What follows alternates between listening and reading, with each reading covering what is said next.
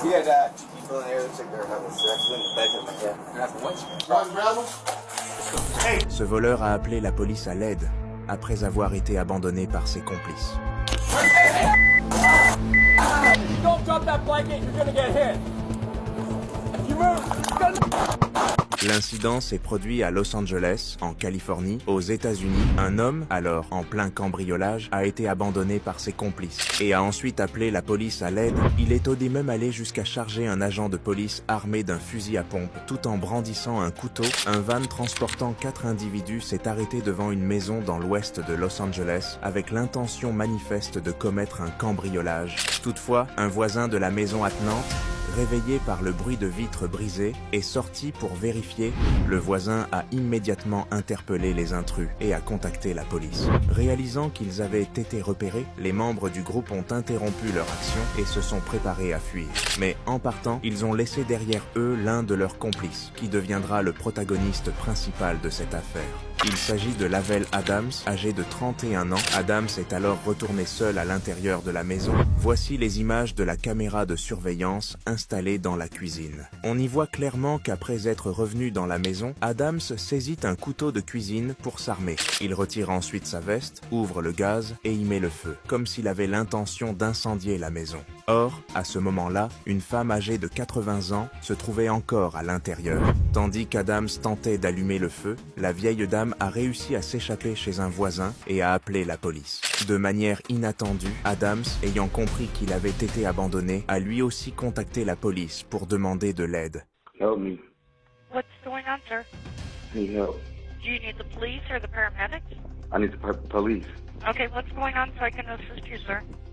Somebody's trying to get me, so I broke in somebody's house. Okay, what address are you at, sir?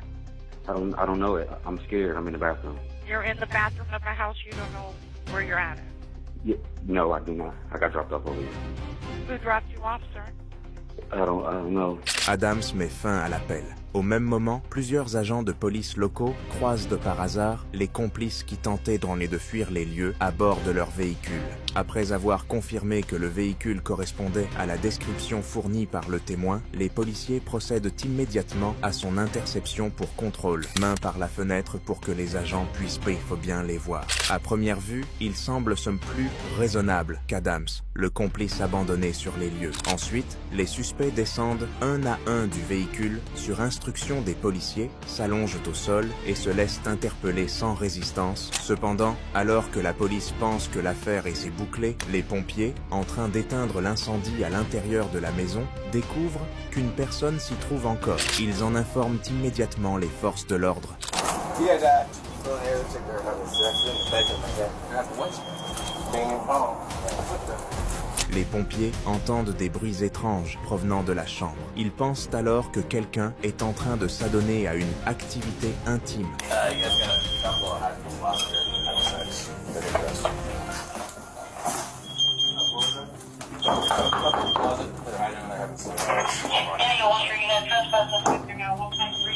Open the door!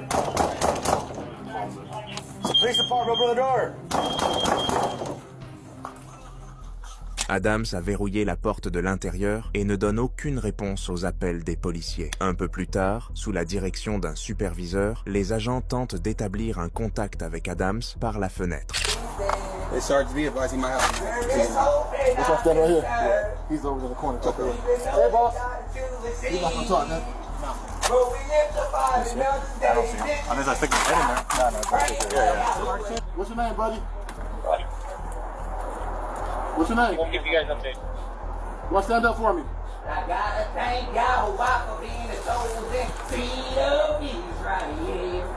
Il est clair que l'état mental d'Adams présente des signes inquiétants. Non seulement il ne répond pas aux forces de l'ordre, mais il chante à tue-tête à l'intérieur de la pièce. Les policiers décident alors d'entrer par la fenêtre pour tenter de le maîtriser. On peut voir Adams recroquevillé dans un coin, près de la porte, dissimulant ses mains. Cette posture empêche les policiers de déterminer s'il est armé ou non d'un objet potentiellement dangereux. Hey, let me see your hands, man. Let me see your hands. Put your hands up. I don't care. Stand up. I don't care. I have my woman with me. Put your hands up. I have my wonder what. Hey, just show us that you don't have anything in your hands. I Put don't your have hands anything in up. my hand. Step on the bed. Wake up. Step on the bed. Yeah. Step on the bed. Step on the bed. Go that way. Go that way. I don't have anything. I don't care. Show me your Stand hands. up. I don't have anything. Show me your hands. I don't have anything. Get your hands up now. Now. I don't have anything. Step on the bed. I don't have anything. Hey, we're gonna come grab you if you don't show us your hands. Bro, I don't have anything. I don't care. Stand Get your up. hands up. Bro, I don't have Get your hands up right now. Hey, bro. Hey, bro. What you doing, bro? Step on the bed. Come on. Come on out. You don't got a choice.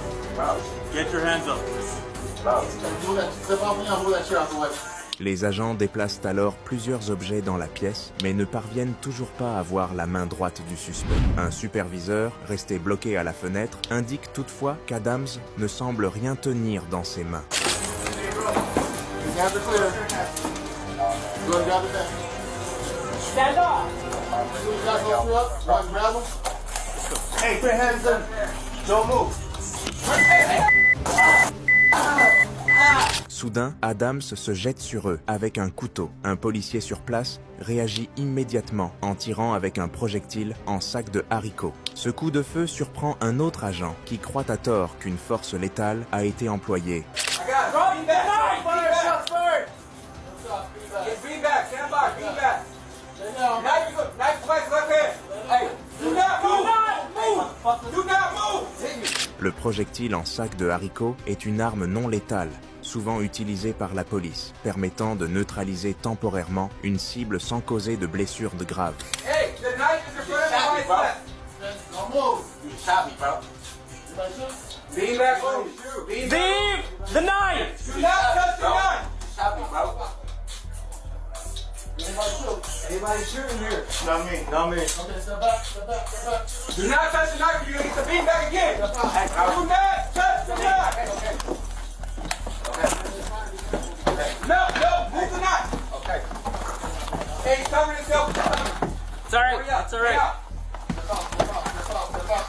Les policiers présents à l'intérieur de la maison se replient par la fenêtre pour des raisons de sécurité, tandis qu'Adams, lui, reste allongé sur place. Emmitouflé dans une couverture, la police fait alors appel à l'unité d'intervention spéciale, le SWAT. Ce n'est qu'environ 2 heures plus tard, à l'aube, qu'Adams sort enfin par la fenêtre, toujours enveloppé dans sa couverture. Drop this phone. You got 2 legs up. Yeah. Please hop down. Sir, come on towards me. Come to me, please. Come on over here. We're gonna get you some help. Come on over here. Come this way. No one's gonna hurt you if you come over here. Environ 10 minutes après être sorti, Adams s'avance lentement en direction des forces de l'ordre. Il se baisse, s'accroupit au sol, adoptant une posture qui semble destinée à dissimuler sa silhouette. Get on the ground. We think you have a knife. Then get on the ground and follow my commands, or you're gonna get hurt. And it's not gonna feel good. Get on your knees. Drop the blanket now. Drop the blanket now. If you don't drop that blanket, you're gonna get hit. If you move, you're gonna... Toujours enveloppé dans sa couverture, Adams se met soudainement à courir vers les policiers. Il semble croire que la couverture pourrait le protéger contre les tirs des armes à feu. Les policiers lui portent alors secours, mais l'homme a été atteint à la tête à bout portant. Les gestes de premier secours effectués par les agents n'ont eu qu'une valeur strictement légale, sans efficacité réelle. Selon le rapport établi après les faits, en plus du couteau qu'Adams avait en main, la police a trouvé dans ses affaires une quantité de substances suspectées d'être illégales. Par ailleurs, les 3 autres complices ont été interpellés pour tentative de cambriolage et intrusion illégale. Il a été établi qu'Adams avait un long passé judiciaire. Sa dernière arrestation remonte à mars 2023 pour une infraction de nature criminelle. Toutefois, en vertu de la politique judiciaire en vigueur en Californie, il avait rapidement bénéficié d'un sursis et avait été remis en liberté jusqu'à l'incident de ce jour. Un frère d'Adams a déclaré qu'au moment des faits, ce dernier traversait une crise de santé mentale. Il estime que les policiers n'auraient sûrement pas dû le traiter comme un animal sauvage ni l'abattre de la sorte. Le policier ayant ouvert le feu a été mis en congé administratif dans l'attente d'une enquête. À ce jour, les autorités ne comprennent toujours pas pourquoi Adams a foncé sur 7 agents lourdement armés, munis d'un couteau et couverts d'une simple couverture.